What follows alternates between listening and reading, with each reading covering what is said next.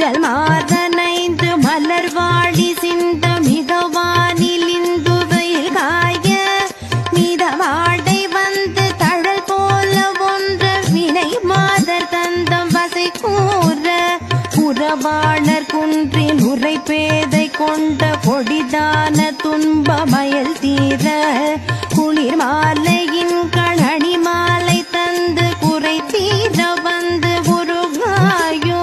மரிமானுகந்த இறையோன் மகிழ்ந்து வழிபாடு தந்த மரியாள